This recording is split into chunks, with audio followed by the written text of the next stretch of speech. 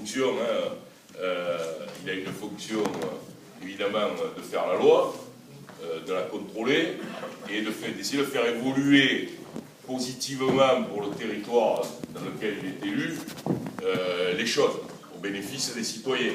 Donc moi je suis à l'Assemblée nationale pour soutenir la politique de François Hollande, du gouvernement, et puis essayer d'apporter le maximum de mon autorité, du travail que je fais au bénéfice du territoire, du premier, du deuxième, du troisième et de la plaine, puisque vous savez qu'on a également des bureaux de vote dans le 5e et dans le 6e arrondissement qui constituent en réalité le grand centre-ville, puisqu'on a une population qui est quand même assez homogène, puisque c'est l'endroit de Marseille où il y a le plus de pauvreté.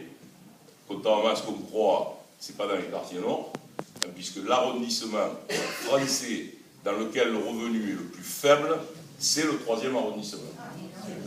C'est mais français, j'ai pas dit marseillais, français.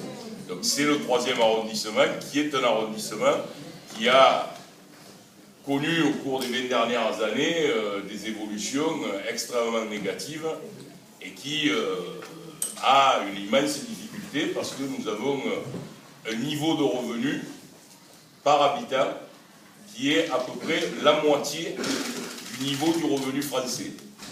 Le revenu français, c'est 18 000 € par habitant. La moyenne du 3e arrondissement, c'est 10 000 €. Donc vous voyez toute la difficulté de cet arrondissement. Ce n'est pas que des difficultés d'urbanisme, c'est aussi des difficultés parce que la population qui y vit est une population qui a des difficultés financières. Évidemment, tout ça se répercute sur tout un tas de choses, que ce soit la sécurité, que ce soit la culture, etc. etc. Donc, l'idée que j'ai eue et que j'ai essayé de faire partager avec le Premier ministre, avec Jean-Marc Ayrault, c'est de voir comment on peut créer les conditions d'un changement de gouvernance de notre zone territoriale pour que soient pris en compte les problèmes structurels des arrondissements les plus en difficulté. Et c'est ainsi que nous avons imaginé, au cours de l'été, après que j'ai été élu, j'ai fait beaucoup de rencontres, j'ai rencontré beaucoup de ministres, j'ai vu le Premier ministre, j'ai travaillé avec M. Caselli, qui est le président de la métropole, de la communauté urbaine, pardon, et donc notre idée, aujourd'hui, ce qui est en train d'avancer au Parlement, vous verrez dans les semaines et les mois qui viennent, c'est ça qui va émerger, c'est la création d'une grande métropole territoriale autour de Marseille. Pourquoi? Parce que Marseille est une ville grande, 878 000 habitants l'année dernière, donc c'est quand même considérable, et c'est une ville qui a vu au cours des 25-30 dernières années beaucoup de ses habitants qui étaient, disons, classe moyenne, partir vers les communes de la périphérie. Communes de la périphérie, vous connaissez Vitrolles, Aix-en-Provence, Marignane, les Tentes-de-Berre, etc. Et comme nous n'avons pas de système fiscal commun, quand une entreprise quitte Marseille, vous avez le placement. Quand une entreprise quitte Marseille et qu'elle paye ses impôts à Vitrolles, par exemple, ce qui n'est pas très loin, 20 km, eh bien, Marseille, sa communauté, ne récupère aucune taxe. Quand vous allez faire vos courses pas à Grand Littoral, à Barnémou, à Plaine de Campagne, moi j'appelle toujours ça Barnémou, les vieux Marseillais appellent ça comme ça. Je ne sais pas un peu s'ils sont encore Barnémou d'ailleurs. Quand vous allez faire vos courses à Plaine de Campagne, les taxes payées par les commerçants de Plaine de Campagne, et Dieu sait s'il y en a, vont à Aix-en-Provence, vont à la communauté d'Aix-en-Provence. Quand le port de Marseille, qui a deux zones, la zone que nous connaissons, qui est la nôtre, ici, ce qu'on appelle les bassins Est, et puis la zone en réalité qui est la plus active, notamment avec le pétrole et le gaz, qui est la zone de Fos-sur-Mer, et cette zone-là n'est pas dans la structure fiscale de Marseille. Donc l'explication, elle est simple. Marseille a vu son industrie, ses activités, une grande partie de son commerce partir à l'extérieur, 20 km, 25 km, et comme il n'y a pas eu une structuration fiscale, donc une structure politique pour prélever l'impôt commune, évidemment, nous avons perdu une grande partie de nos ressources fiscales. C'est ce qui explique la difficulté de cette ville. Il y a ici beaucoup de responsables d'associations, de CIQ, etc. Et ils savent, il n'y a pas de mauvaise volonté. Moi, je ne vais pas, c'est pas que je te donner, il n'est pas méchant. Eugène Caselli, il n'a pas envie de faire ceci ou cela. C'est que la réalité financière de ce que nous vivons, elle est extrêmement difficile. Après, il y a des choix.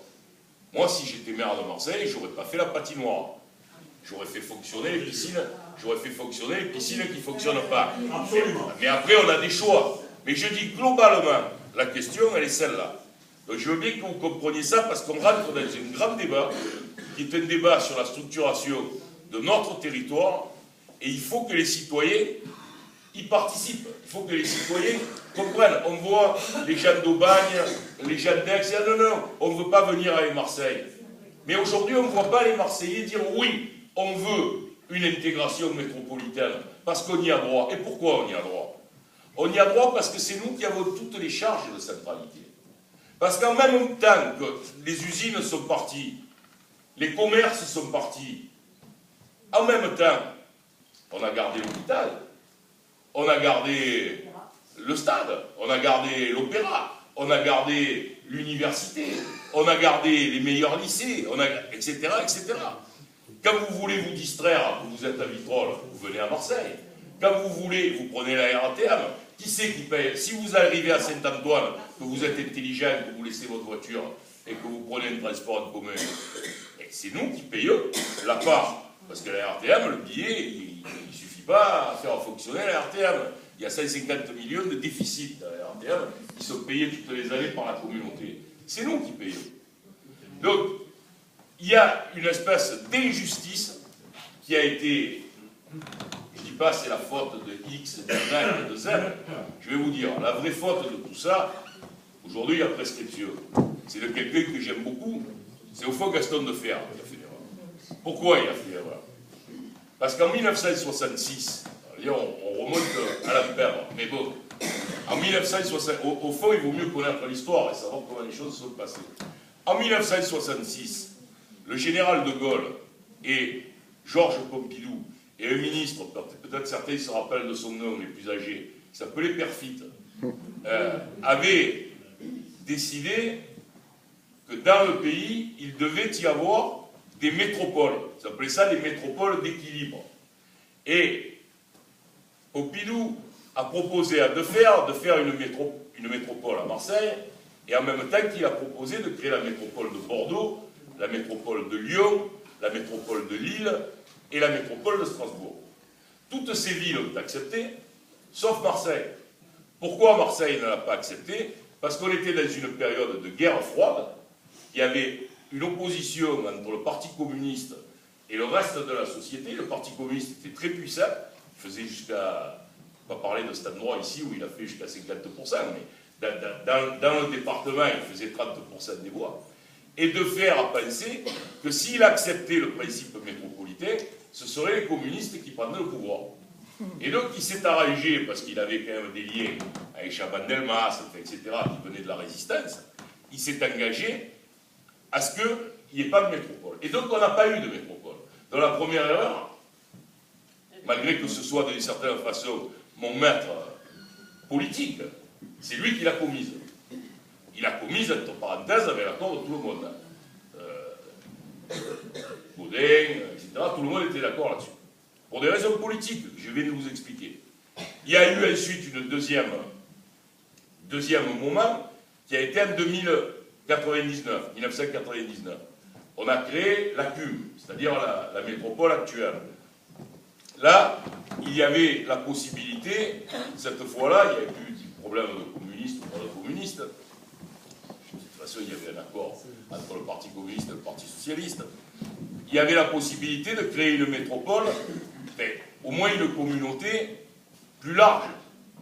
Mais on nous a fait la communauté la plus réduite qu'on pouvait avoir. C'est-à-dire qu'on a mis avec nous que les petites villes et les villages.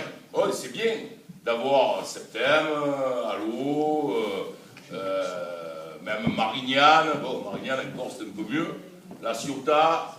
Mais la vérité, c'est qu'à ce moment-là, il fallait déjà intégrer Aubagne, il fallait déjà intégrer Vitrolles, il fallait intégrer Plan de campagne.